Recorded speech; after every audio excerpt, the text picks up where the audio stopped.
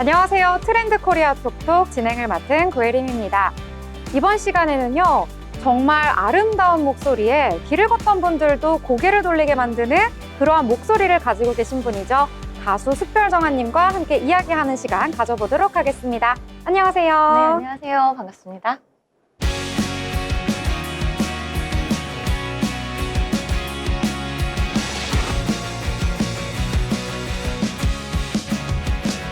네, 숯별정아님, 이 시청자분들께 인사 말씀 부탁드릴게요. 네, 안녕하세요. 반갑습니다. 저는 위로와 그리고 따뜻한 토닥임을 전해드리고 싶은 가수 숯별정아입니다. 반갑습니다. 네, 정말 이름과 이 의상만큼이나 저희 스튜디오를 정말 환하게 해주시는 분들인데요. 보기에도 그렇지만 이 목소리가 정말 일품입니다. 제가 이 지난주에 이 제주도에서 했던 그 공연 실제로 봤었는데요. 진짜 공연을 쫙 하고 있으니까 지나가던 행인분들도 이게 무슨 노래지? 하고 막 길을 가다가 멈춰서 보고 있으시더라고요. 네, 맞아요. 노래하고 있는데 오셔가지고 인사도 해주시고 손도 흔들어 주시고 막 이렇게 찍어주셔서 되게 감사했어요. 보고 계시죠? 감사합니다. 네, 이렇게 감사 말씀도 시청자분들께 해드렸는데요. 일단 숯별정아님 본업이 일단 가수이십니다. 네. 그래서 어떤 음악을 하고 있는지 이것도 시청자분들께서 궁금하실 것 같거든요. 소개해 주시죠. 네, 저는 라이브 가수 생활을 되게 오래 했었고요. 지금은 크로스오버 가수로 활동을 하고 있습니다. 처음에 음원은 CCM으로 냈었고요. 재작년부터 다시 크로스오버 가수로 돌아와서 성악과 가요를 접목한 그런 창법으로 해서 위로와 치유를 전해드리고 있습니다. 네. 이 짧게 이야기해 주셨는데 또 시청자분들께서 듣다가 크로스오버가 약간은 좀 생소할 수가 있을 네. 것 같아서 일단 크로스오버가 무엇인지 또 이것을 주 장르로 삼게 된 이유가 또 특별히 있으실지 이 부분도 한번 전해주시죠. 네, 크로스오버가 굉장히 익숙하지 않은 분들도 많으실 텐데 쉽게 얘기하면 뭐 K 방송의 불후의 명곡이라든가 이런 데 보시면 포레스텔라 그리고 뭐 포르테나 리베란테 이런 팀들이 많이 나오거든요. 그분들이 다 이제 다른 팬텀싱어라는 오디션 프로그램을 통해서 나왔는데 그분들이 장르를 개척해 준 게 크로스오버 장르고요. 쉽게 말하면 성악을 베이스로 한 가요와 그리고 그 외의 모든 장르를 접합할 수 있는 다양한 음악성을 선보일 수 있는 그런 음악입니다. 저도 성악을 전공을 해서 베이스가 저도 약간 성악 발성이 깔려 있어갖고 일반 가요를 부르기는 나 가요를 내가 부를 수 있나? 이런 생각을 했었는데 이소라 선배님이나 백지영 선배님이나 뭐 이런 분들의 영향을 받기 시작하면서 크로스오버도 시작할 수 있겠다라고 말씀을 드렸었고요. 또 저희 대표님이 그러면 네가 잘하는 거 하자. 그래서 우리는 시장에 치우치지 말고 제가 행사를 가면 트로트를 해요. 하지만 네, 흥을 살릴 수 있지만 제 주특기는 아닌 것 같아서 제가 제일 잘할 수 있는 음악을 들려드리자라고 해서 크로스오버 음악을 하게 됐습니다. 네, 일단 성악을 기본으로 네. 한 음악이다 이렇게 볼 수가 있는데 어쩐지 제가 실제로 들었을 때도 굉장히 고음 그 음역대 노래를 막 부르시는데 흔들림도 없고 저는 그 성악의 베이스 때문인지는 몰라도 좀 마음에 울림까지 좀 있더라고요. 감사해요. 저는 제 노래 듣고 웃어주시는 분들이나 울어주시는 분들이 제일 좋거든요. 감동받아 주셔서 감사합니다. 네. 그러니까 이게 되게 감정도 느껴지고 뭐 스킬은 뭐 말할 것도 없는데 이 진심이 좀 전해지는 것 같아서 정말 천상 가수다 이런 생각을 좀 했었거든요. 감사합니다. 네, 그래서 아까도 뭐 성악 전공했다고 이야기하셨는데 또 유명한 그 더글로리라는 드라마에서 피아노도 직접 쳤다고 들었거든요. 네, 제가 8살 때부터 피아노를 쳤어요. 교회 반주도 25년 넘게 계속 했었고, 더글로리에도 제가 연기도 좀 같이 하고 있어서 같이 노래도 하고 할 겸 갔다가 어떻게 반주자로 일을 하게 돼서 교회 씬이 되게 많이 나와요, 더글로리에 보면. 근데 거기에서 이렇게 그랜드 피아노 요렇게 생긴데 제 얼굴에 거의 가려져서 잘 안 보이지만, 네, 거기에서 나오는 교회 씬의 모든 피아노 씬은 제가 친 겁니다. 그래서 옆에 계신 배우님이 잘했다고 막 칭찬도 해주시고, 네, 그래서 되게 영광스러웠어요. 네, 인기 흥행작 더글로리에서 피아노 씬이 나오는데 이 씬 전부 다 이 숯별정아님이 다 소화하셨다고 하니까 뭐 실력은 이미 인정받았다 이렇게 볼 수 있을 것 같아요. 정말 다재다능한 것 같습니다. 뭐 노래도 정말 잘 부르시고 피아노도 잘 치시고 아까 잠깐 언급하셨는데 이 연기까지 하신다고. 네. 그래서 너무 다재다능한데 그러니까 저도 좀 배우고 싶더라고요.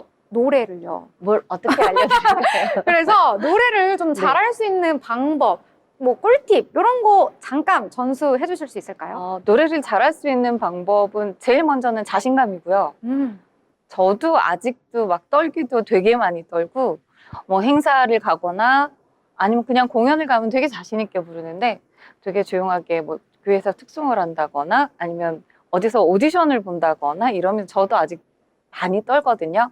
그러니까 그런 떨림을 없애는 자신감.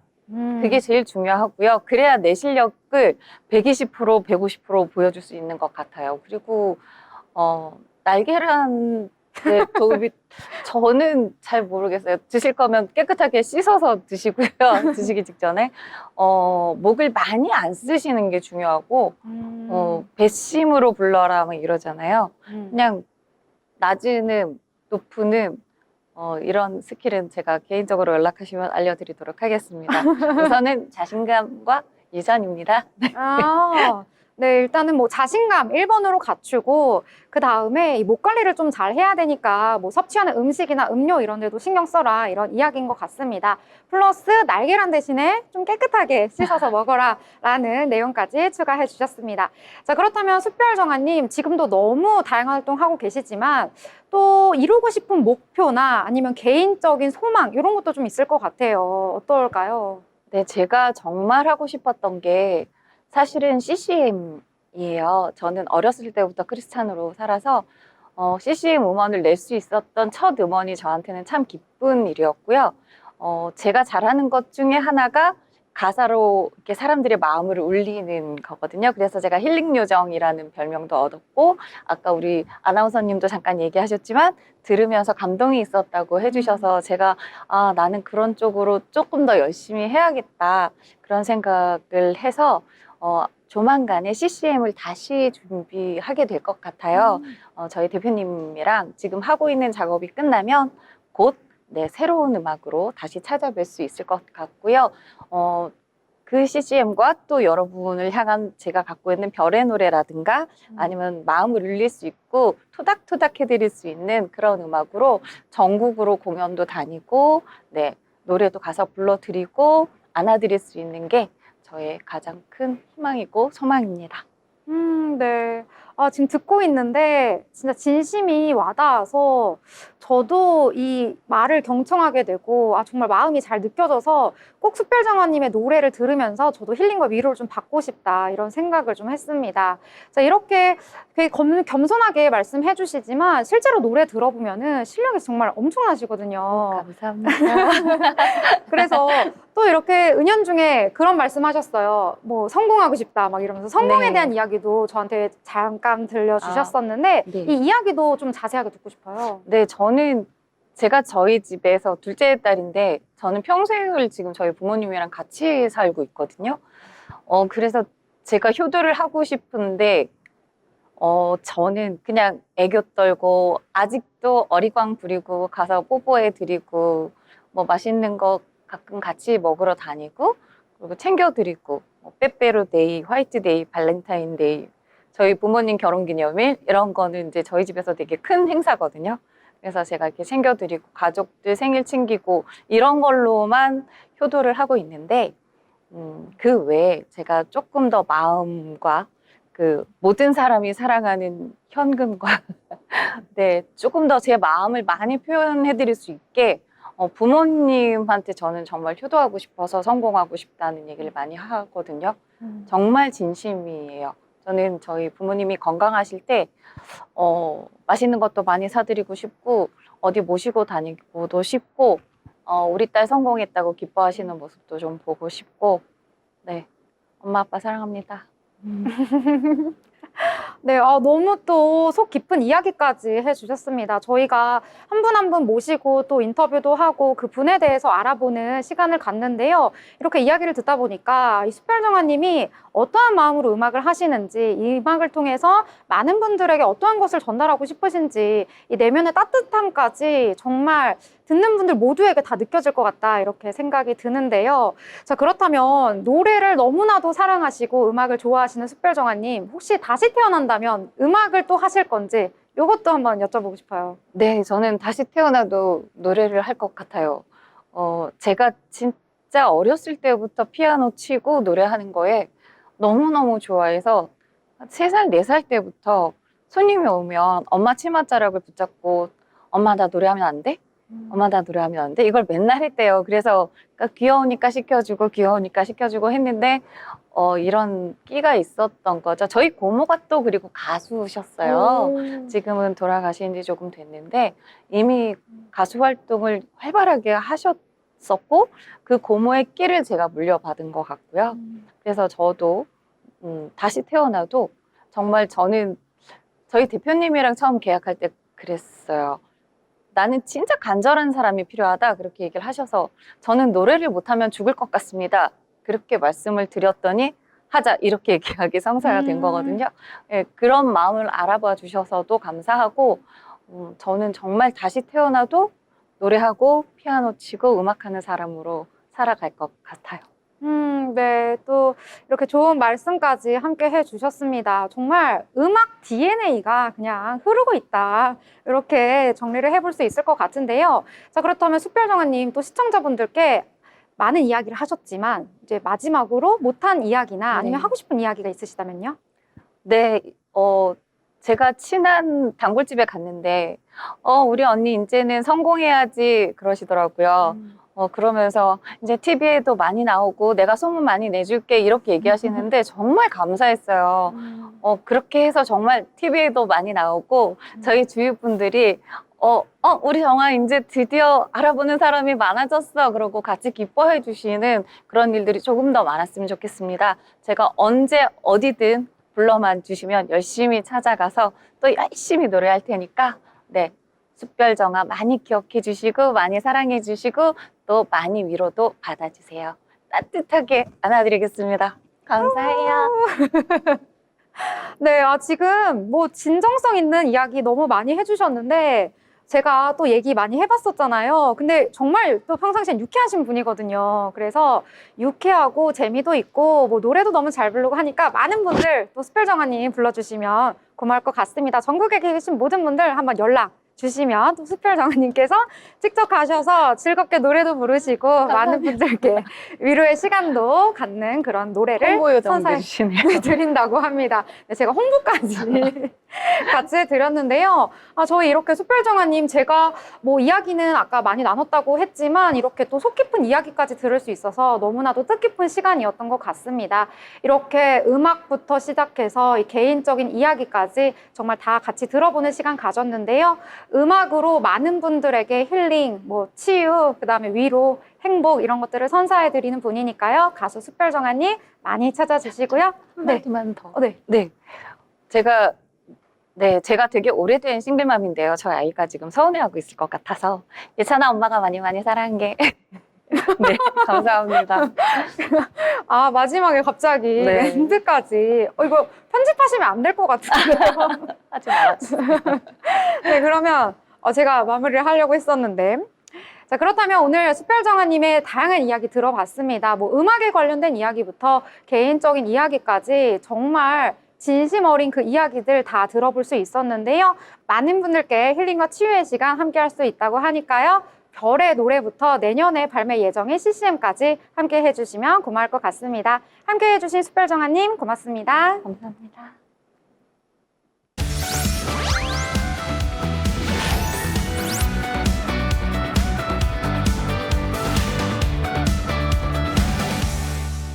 네, 이번 시간은 편지의 기자와 함께 다양한 이슈에 대해서 알아보는 모이슈 시간입니다. 편지의 기자 나오셨습니다. 안녕하세요. 네, 안녕하세요. 네, 그러면 오늘 이슈 알아보도록 하겠습니다. 자, 자영업자들이 겪고 있는 다양한 심각한 위기 상황 오늘 세 가지로 나눠서 전해드리려고 하는데요. 먼저 첫 번째부터 알아보도록 하겠습니다. 이 황학동 주방 가구 거리가 텅 비어가고 있다는 소식인데요. 이 37년간 장사를 해온 상인마저도 이 터전을 떠나고 있다는 소식이 들려왔습니다. 자세한 내용 전해주시죠. 네, 맞습니다. 황학동 주방 가구 거리는 창업자들이 중고 주방 설비와 가구를 저렴하게 이용할 수 있어서 많이들 찾고 있는데요. 요즘은 상황이 많이 안 좋아졌습니다. 거리는 거의 텅 비어 있고 상점들은 문을 닫거나 폐업 준비 중에 있습니다. 황학동의 한 상인은 37년 동안 이어온 가게를 이번 달까지만 운영하고 폐업할 예정이라고 말하기도 했는데요. 주변 골목에서도 10곳 넘는 상점들이 이미 문을 닫았다고 하니 상인들의 어려움을 쉽게 볼 수 있었습니다. 네, 그렇군요. 이 황학동은 제가 듣기로 이 창업을 준비할 때 반드시 들르는 곳이라고 듣기도 했습니다. 이 폐업이 이렇게 늘어났다는 것은 좀 충격적인 소식이다 이렇게 느껴지는데요. 그렇다면 통계적으로 봤을 때도 이 비율이 늘었을까요? 네, 맞습니다. 지난해 폐업한 자영업자 수가 약 98만 명에 이르르면서 역대 최대치를 기록하기도 했습니다. 특히 음식점 업종의 폐업률이 두드러지는데요. 지난해 새로 창업한 음식점은 15만 9천 개였지만 그중 15만 3천 개가 문을 닫기도 했습니다. 창업 대비 폐업 비율이 무려 96%에 이르는 상황입니다. 즉 10곳이 창업하면 그중 9곳이 문을 닫는 셈인데요. 이 수치는 그만큼 자영업자들이 견디기 어려운 상황에 놓여 있다는 것을 보여주고 있습니다. 네. 10곳이 창업을 하면은 9곳이 폐업을 한다. 단 한 곳만 살아남는다. 이렇게 볼 수가 있겠는데요. 상황이 너무나도 심각한 것 같습니다. 상황이 이렇게까지 몰리게 된 데는 또 이유가 있을 것 같은데요. 네, 폐업의 주된 원인은 매출 감소와 비용 상승입니다. 코로나 팬데믹 이후 자영업자들의 상황은 좀처럼 회복되지 않고 있습니다. 오히려 인건비와 임대료, 재료비는 계속 상승하고 있었는데요. 장사를 해도 남는 것이 없었고 오히려 적자가 계속해서 나는 상황이 이어지다 보니 결국 폐업을 선택할 수밖에 없었습니다. 황학동의 또 다른 상인은 코로나 때도 힘들었지만 그때는 배달 수요라도 있어서 중고 설비를 사가는 사람들이 있었지만 지금은 그마저도 없다고 말하기도 했었습니다. 네. 상황이 너무나도 심각한 것 같습니다. 자, 이렇게 폐업하는 문제도 너무나 심각하지만 이 폐업을 하지 않고 장사를 이어가고 있는 이 자영업자들도 굉장히 심각한 상황에 내몰렸다고 하는데요. 소득 상황도 굉장히 좋지 않다고 들었습니다.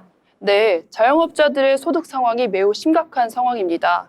지난해 국세청 자료에 따르면 자영업자 중 4명 중 3명꼴인 약 75%가 한 달 소득이 100만 원에도 채 미치지 못한다는 결과가 나왔습니다. 이 수치는 종합소득세 신고 기준으로 잡힌 것이긴 하지만 자영업자들의 실질적인 소득이 이만큼 낮아졌다는 걸 보여주는 통계이기도 합니다. 손님은 줄고 비용은 오르면서 수익을 내기가 매우 어려운 상황입니다. 월 소득 100만 원이면 요즘 같은 고물가 시대에 정말 살아남기가 어려운데요. 이렇게 자영업자들이 고충을 겪고 있는데 이 부분도 직접 들어보셨다고요? 네, 황학동의 상인들뿐만 아니라 전국의 각지에서 자영업자들의 고충을 황학동의 상인들뿐만 아니라 전국 각지의 자영업자들이 고충을 호소하고 있었습니다. 특히 음식점 업종은 재료비와 인건비 부담이 커서 장사를 계속하면 할수록 손해를 보고 있었습니다. 인천 연수구에서 카페를 운영하던 한 자영업자는 코로나19는 그래도 간간히 버텼지만 지금은 매출의 3분의 1이 줄어 더 이상 버틸 수 없어 결국 가게를 닫고 말았다며 이제는 구직에 나선다고 말하기도 했습니다. 특히 폐업 후 남은 주방 설비나 집기들을 팔려고 해도 이를 사가는 사람이 없어 더 큰 피해를 보고 있다고 말하기도 했습니다. 자영업자들의 실제적인 목소리를 들어보니까 더 와닿는 것 같은데요. 이렇게 사회를 유지하는 기반인 자영업자들의 생계가 어려워지면서 이 사회적 문제로 점점점 커지고 있는 듯한 모습이 나타나고 있습니다. 자, 그렇다면 이렇게 자영업자분들이 다시 일어날 수 있는 어떤 해결책이 좀 있을까요? 네. 현재로서는 자영업자들이 제기할 수 있는 여건이 매우 어려운 상황입니다. 정부와 지방자치단체에서는 일부 지원책을 마련하고는 있지만 자영업자들이 체감할 수 있는 실질적인 도움은 매우 부족한 상황입니다. 폐업 후 재기를 준비하는 과정에서 대출이자 부담과 생계 유지에 대한 고민이 큰 상황이기 때문에 이들을 위한 재정 지원이나 금융 대책이 시급한데요. 특히 고정 비용 부담을 줄일 수 있는 임대료 인하나 세금 감면과 같은 정책적 지원이 필요한 시점이라고 보고 있습니다. 네. 이 자영업자분들의 이 단순한 사업 영위를 넘어서서 좀 생계를 다시 일으킬 수 있는 여러 가지 정부의 대책과 방안이 필요한 시점인 것 같습니다. 자, 그럼 다음 소식으로 넘어가 보도록 할 텐데요. 이 불황 속에서도 그래도 성장하고 있는 업종이 있다고 합니다. 큰 위기를 겪고 있는 자영업자들이 있는 반면에 또 이 저가 브랜드들은 오히려 이러한 상황 속에서 성장을 하고 있다고 들었는데요. 어떤 업종들이 잘 되고 있을까요? 네, 맞습니다. 젊은 층의 소비 행태도 달라지고 있습니다. 가격과 상관없이 마음이 움직이면 소비하는 그 소비 형태인 가심비의 시대는 갔습니다. 불황 속에서도 저렴한 가격을 앞세운 가성비를 중요하게 생각하는 소비 트렌드가 확산이 되면서 다이소와 같은 저가 생활용품 매장이나 저가 커피 같은 전문점들이 오히려 전성기를 맞고 있습니다. 대표적으로 저렴이 화장품으로 인기를 끈 다이소는 지난해 매출이 3조 원을 넘어섰고요. 저가 커피 브랜드들도 빠르게 점포 수를 늘려가고 있습니다. 메가커피, 컴포즈 커피 같은 커피 전문점들이 1,500원에서 2,000원대의 저렴한 커피로 소비자들의 마음을 사로잡고 있습니다. 네. 실제로 뭐 점심시간에 밖에 나가기만 해도 많은 분들께서 그 저가 커피를 들고 이렇게 산책을 하는 모습을 보기도 했었는데요. 네. 이 저가 커피뿐만 아니라 초저가 주점도 인기를 끌고 있다고 하더라고요. 네, 맞습니다. 최근 생맥주 한 잔에 1,900원을 내세운 초저가 이자카야들이 빠르게 성장하고 있습니다. 대표적인 브랜드로 생마차와 소시지야가 있는데요. 생마차는 창업 9개월 만에 170호점을 돌파했고 소시지요는 6개월 만에 160호점을 돌파했습니다. 이들 주점은 회전율이 높아 짧은 시간에 많은 손님을 받고요. 고객이 직접 주문을 하는 시스템으로 인건비를 최소화하는 전략을 쓰고 있습니다. 이렇게 저렴한 가격을 앞세워 불황 속에서도 안정적인 수익을 내고 있습니다. 네. 이렇게 가성비를 앞세운 업종들은 이 불황 속에서도 인기를 얻고 있고요. 이 반면에 고가 브랜드나 명품들은 좀 타격을 받고 있다고 들었습니다. 구체적으로 어떤 내용인가요? 네, 고가 브랜드, 특히 명품 시장은 불황 시장의 영향을 크게 받고 있습니다. 최근 주요 명품 플랫폼의 카드 결제 금액이 30% 이상 감소했다고 하고요. 특히 온라인 명품 거래 플랫폼의 하락세가 두드러지고 있습니다. 반면 중고거래 시장은 그와 대조적으로 역대 최대 기록을 세우고 있다고 하네요. 중고거래 앱 사용자 수는 급증을 했고요. 한국인 스마트폰 사용자 10명 중 6명 이상이 중고거래 앱을 설치한 상태라고 합니다. 명품 소비 대신 가성비를 중시하는 소비자들이 증가하면서 중고 시장이 활성화되고 있습니다. 네, 이제는 중고 제품을 찾는 분들이 굉장히 많아진 것 같은데요. 소비 패턴 변화도 같이 일어나고 있다, 이렇게 볼 수가 있겠습니다.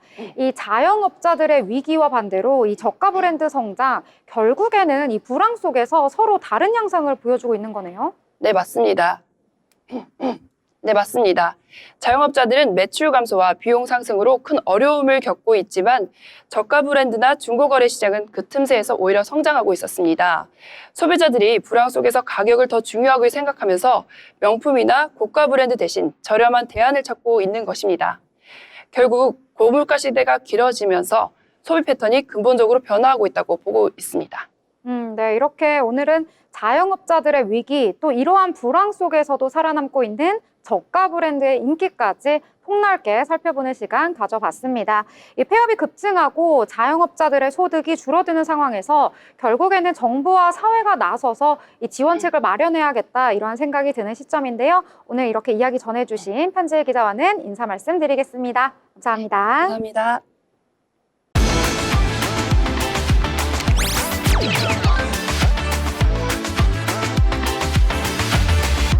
네, 이번 시간은 이재규 기자와 함께 다양한 건설, 부동산 이슈를 알아보는 마켓 트렌드 시간입니다. 이재규 기자 나오셨습니다. 어서 오세요. 네, 안녕하세요. 네, 오늘 알아볼 내용은요. 이 국정과제 시즌이 다가오면서 전세 사기 이슈를 비롯해 이와 관련되어서 경매로 넘어간 집을 헐값에 사들여 다시 되팔고 있는 법인들이 다소 적발됐다고 하는데요. 어떠한 내용일까요? 네, 최근 전세 사기로 경매에 나온 주택들을 법인들이 무더기로 사들인 후 주택도시보증공사 허그에 상환할 보증금을 갚지 않고 새로운 임차인을 들여 다시 임대하는 행태가 계속되고 있습니다.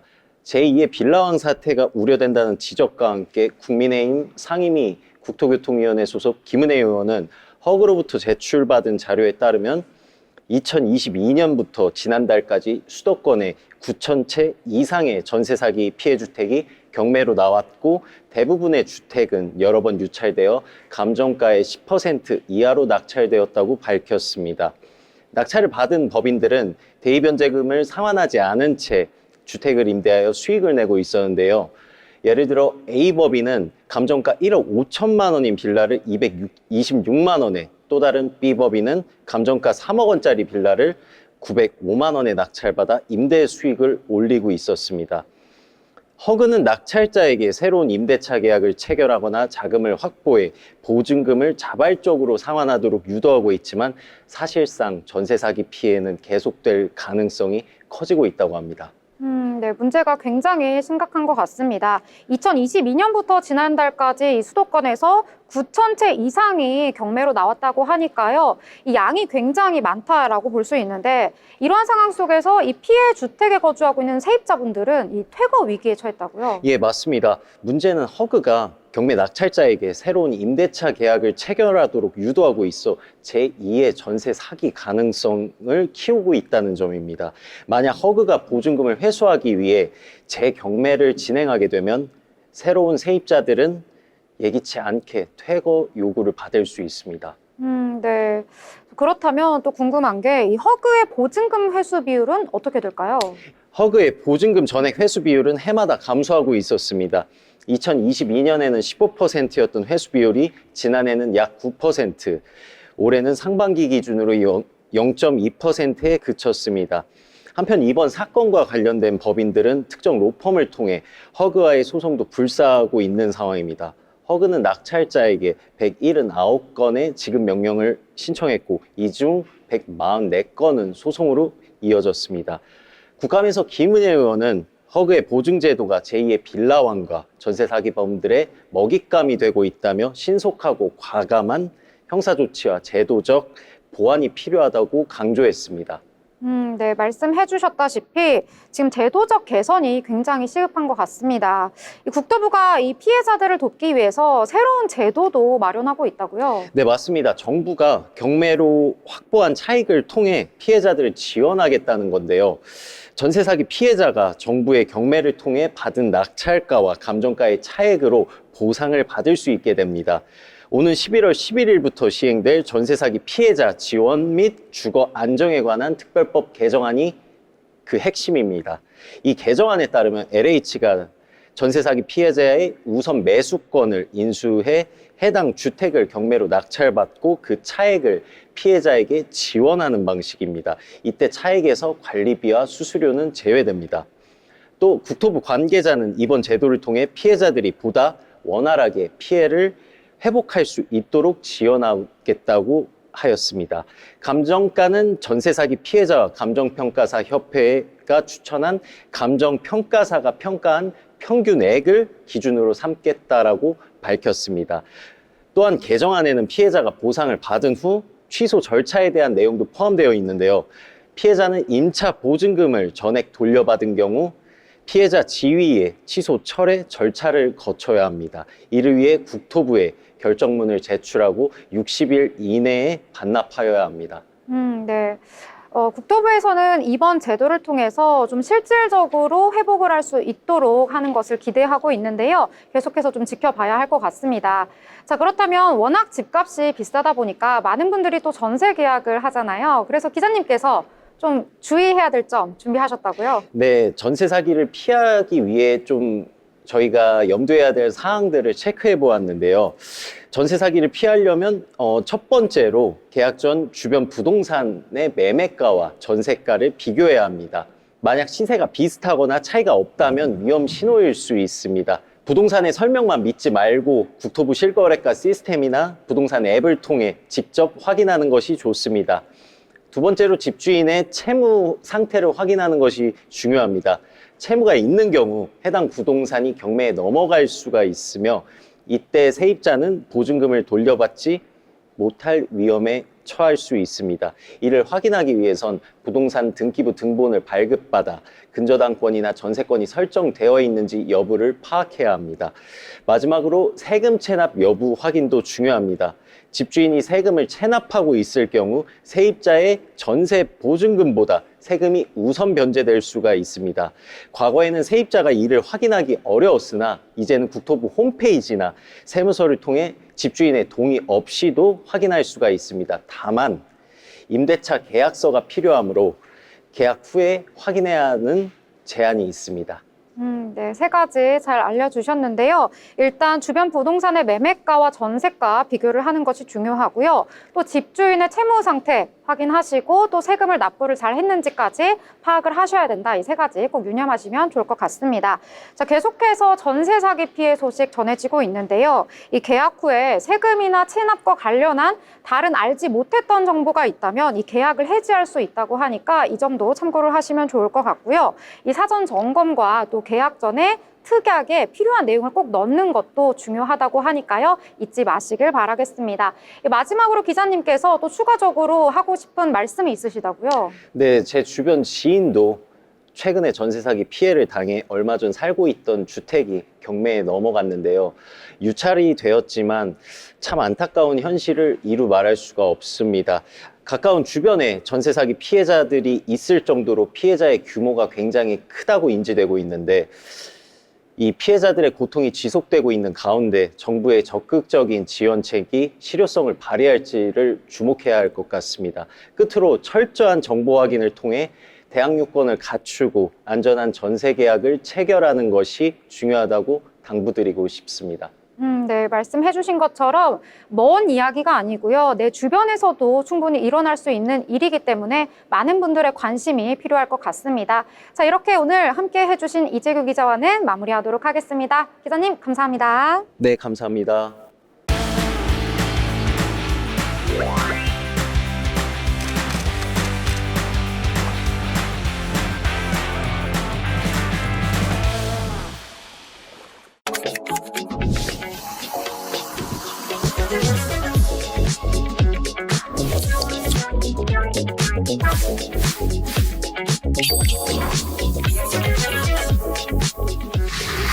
경기 제1의 농경 문화를 꽃피운 풍요의 땅. 농경 문화의 터전인 여주 평야가 남한강을 따라 펼쳐져 있으며 수많은 문화유산을 품은 역사와 전통이 살아 숨쉬는 도시. 남한강의 수려한 경관을 바라보고 여주의 옛 정취를 느껴보자.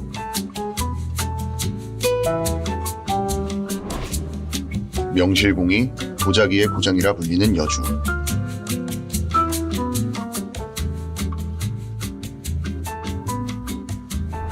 아름다운 풍광 속에서 열리는 대한민국 대표적인 축제. 해마다 우수한 도예 작가들이 참가하는 여주 도자기 축제는 제35회를 맞이하여 명품 도자기를 선보일 준비가 한창입니다. 도자마을 인근 판매장에는 여주 도예인의 예술혼이 담긴 도자기를 저렴하게 구입할 수 있었는데요.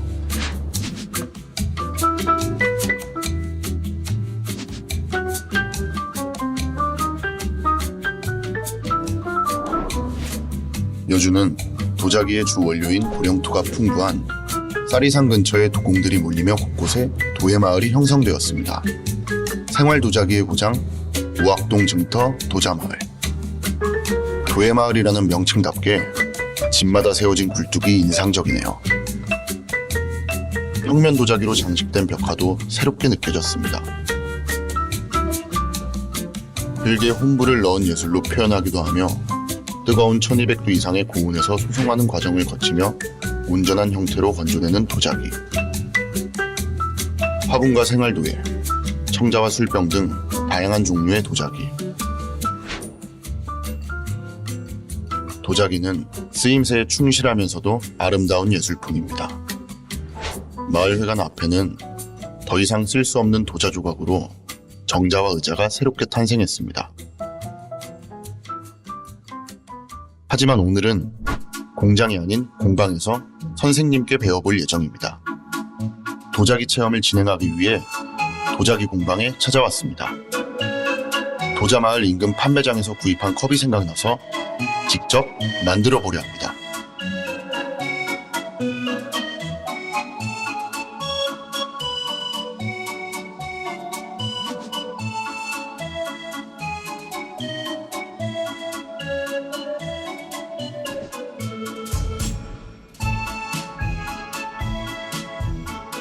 영화에서만 보던 장면을 직접 체험해보니 신선하고 재밌었습니다.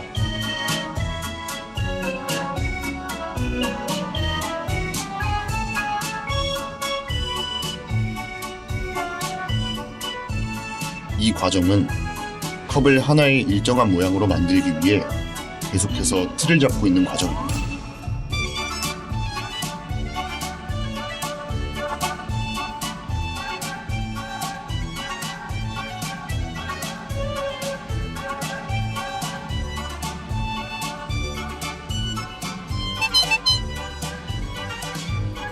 와, 이게 생각보다 힘드네요.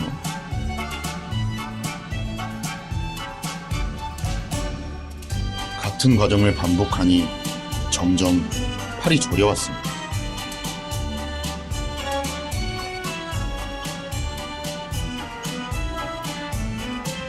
그래도 이 정도면 꽤 잘 만들고 있지 않나요?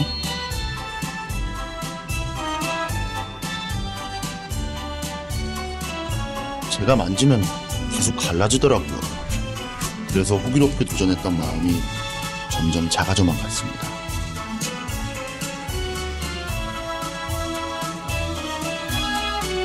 손잡이까지 다니 컵이 거의 완성 직전인 것 같습니다.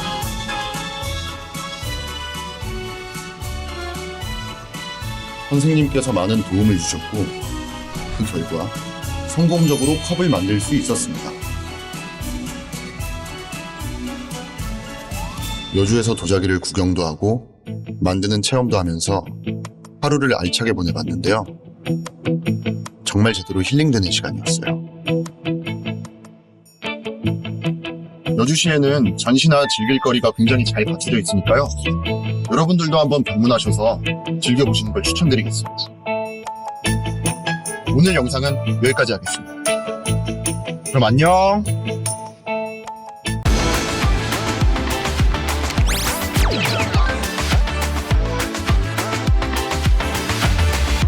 트렌드 톡톡 코리아.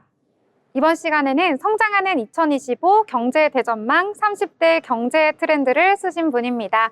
세종대학교 경영학부 김대중 교수와 함께 경제 이야기 나눠보도록 하겠습니다. 교수님, 안녕하세요. 네, 안녕하십니까. 네, 오늘은 세 번째 시간인데요. 중소기업 스와트 대응 방안에 대해서 알아보도록 하겠습니다. 예, 오늘은 우리 중소기업이 어떻게 하면 이렇게 어려운 환경에서 살아남는지에 대해서 한번 강의를 하려고 합니다. 우리가 중소기업이라고 하는 것은 직원 수가 300명 미만을 말합니다. 300명에서 1000명까지가 중견기업이고 대기업은 직원 수가 1000명 이상을 말합니다. 우리나라 중소기업들 어떻게 하면 살아남을 수 있을까? 지금 현재 가장 중요한 것이 바로 구독 경제입니다. LG전자가 스마트폰과 마찬가지로 가전제품을 앞으로 구독 경제하기로 했습니다. 2년만 지나면 가전제품을 바꿔주는 것입니다. 우리 소상공인 중소기업 앞으로 살아남으려면 구독 경제를 해야 됩니다. 구독 경제라고 하는 것이 바로 이렇게 코로나라든지 경제기후가 왔을 때 극복하는 데 가장 큰 도움이 됐습니다. 우리가 보통 플랫폼 기업이다 이렇게 말하는데요. 페이스북 전 세계 80억 인구 중에 40억 명이 페이스북의 회원입니다. 그러니까 회원 한 명의 가치가 10만 원에서 20만 원 정도 됩니다. 그러니까 여러분들도 내가 중소기업에서 앞으로 중견기업, 대기업으로 성장하는 방법은 뭐냐? 회원을 모으면 되는 겁니다. 사람들이 꼭 필요하게 만들어야 되는 겁니다. 바로 카카오톡, 우리나라 5천만 명 국민 중에 약 4천만 명이 다 가입이 되어 있습니다. 페이스북, 사람들을 이어주는 것입니다. 현재 전 세계 83억 명 인구 중에 40억 명이 페이스북과 인스타그램을 하고 있습니다. 현재 인스타그램은 회원 수가 한 20억 명, 페이스북도 한 30억 명 정도로 알려지고 있습니다. 이와 같이 사람을 모으는 것이 바로 플랫폼 기업이고 바로 그것이 기업의 가치다. 이렇게 볼 수 있습니다. 저는 제가 구독 경제라고 말씀드렸는데 제가 일전에 우리 구로구에 한번 강의를 하러 갔었는데요. 이 식당을 하시는 분이 구독 경제를 하고 있었습니다. 보통 우리가 점심을 먹으면 10,000원이잖아요. 이분은 식권을 7,000원에 발행합니다. 7,000원짜리 식권을 20장을 묶어서 이것을 14만 원에 파는 겁니다. 그러니까 구로구 금천구에 있는 중소기업은 전부 다 그 식당에서 밥을 먹습니다. 이렇게 식권을 묶어서 30% 할인된 금액으로 식권을 판매하니까 구로구 금천구의 가산 디지털 단지에 있는 모든 기업은 거기서 점심을 해결하는 겁니다. 직원들도 이렇게 10,000원짜리 음식을 7,000원에 구독해서 먹고 또 여기가 식당과 커피숍을 같이 운영하고 있고 와인도 같이 팝니다. 그래서 식권이 남으면 커피를 먹거나 또 식권이 남으면 그걸로 집에 갈 때 와인을 또 바꿔 갈 수도 있습니다. 이렇게 매달 고정적으로 식권을 수백 장, 수만 장을 팔다 보니까 식당을 계속 확장을 해서 한 5개까지 확장을 했더라고요. 바로 여기가 바로 구독 경제입니다. 여러분들이 하는 사업도 이 구독 경제를 해야만 생존할 수가 있고 살아남을 수가 있습니다. 내가 식당을 하든 무슨 판매를 하든 전부 다 내가 어떻게 해야만 살아남을 수 있느냐.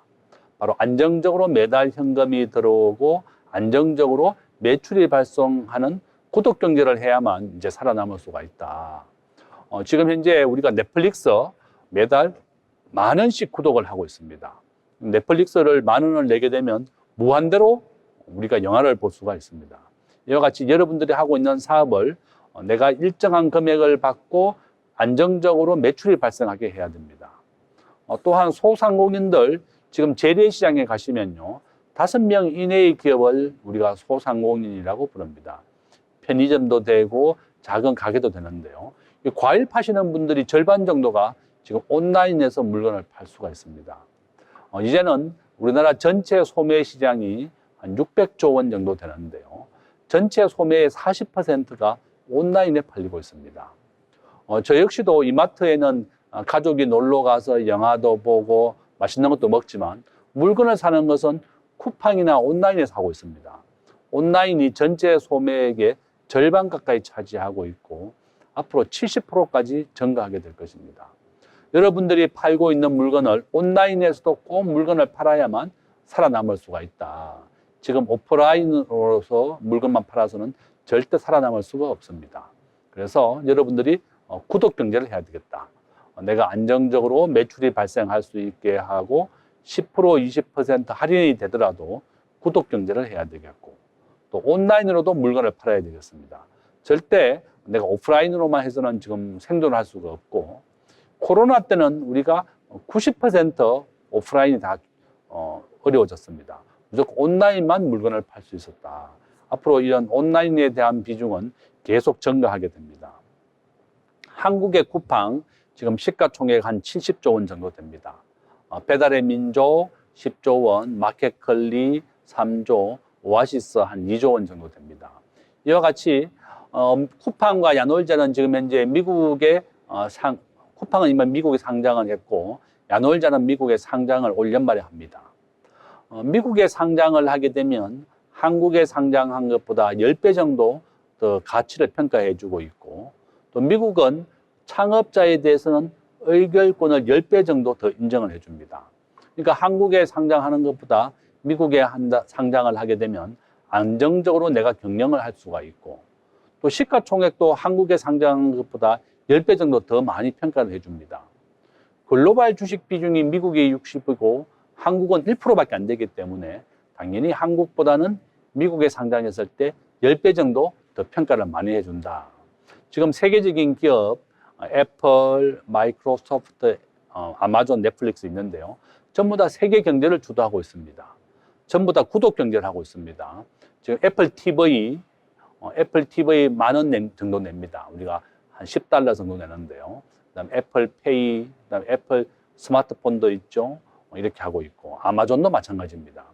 이와 같이 전 세계가 지금 현재 구독 경제를 해야만 살아남을 수가 있습니다. 제가 얼마 전에 마이크로소프트 윈도우를 봤더니 여기 한 20만 원 정도 합니다. 마이크로소프트가 지금 매달 10,000원씩 내게 되면 윈도우를 무료로 주고 있습니다. 무료가 아니죠. 10,000원 내야 되니까. 그러니까 이렇게 모든 대기업, 중소기업 할 것 없이 구독 경제를 가지고 살아남고 있다. 우리나라 대기업 삼성전자가 뒤늦게 구독 경제로 뛰어들었습니다. 지금 현재 삼성전자가 위기에 처해 있습니다. 삼성전자의 반도체, 가전제품, 통신 인프라 전부 다 위기에 있는데요. LG전자가 더 빠르게 구독 경제를 활성화했습니다. 여러분들이 하고 있는 사업을 전부 다 구독 경제와 온라인으로 전환해야만 우리 중소기업이 생존할 수가 있습니다. 우리 학생들 지금 현재 스마트폰으로 수업하는 경우도 많이 있습니다. 지금 PC로 수업을 듣는 경우보다 스마트폰으로 수업을 듣는 게 95%까지 증가했습니다. 앞으로 모든 여러분들의 사업을 내가 인터넷, 스마트폰과 연결을 하십시오. 내가 하고 있는 사업을 어떻게 하면 매월 돈을 받을 수 있는 구독 경제를 하는지 연결을 하셔야 됩니다. 지금 현재 우리나라 목동에 가면요, 창업사관학교가 있습니다. 우리가 개인들이 창업을 하게 되면 살아남는 비중이 10%밖에 안 됩니다. 창업사관학교에 가서 어떻게 중소기업을 운영하고 관리하는지를 배우고 난 다음에 창업을 해야 됩니다. 우리 창업사관학교를 졸업해야만 우리가 생존할 수가 있고, 지금 현재 우리가 성공률은 10%밖에 안 됩니다. 대부분의 창업자들이 어려움을 겪는 이유가 바로 이런 이유다. 2023년, 2024년 1년간 폐업한 우리나라 자영업자 100만 명 가까이 됩니다. 그래서 내가 창업을 하더라도 온라인과 연결이 돼야 되겠고, 또 스마트폰과 연계가 돼야 되겠고, 구독 경제를 해서 안정적인 매출을 만들어내야만 생존할 수가 있다. 우리가 무턱대고 창업해서는 안 되고 이와 같이 생존 전략을 배우고 난 다음에 기업을 만들어야 되겠다. 이렇게 오늘은 우리가 구독 경제와 또 온라인 구독 경제를 해야만 우리가 생존한다. 이렇게 강의를 드리겠습니다. 예, 감사합니다. 네, 유익하고 알찬 이야기 함께 들어봤습니다. 함께 해주신 김대중 교수님 감사합니다. 네, 지금까지 중소기업 스왑 대응 방안에 대해서 알아봤습니다. 시청해주신 여러분 고맙습니다.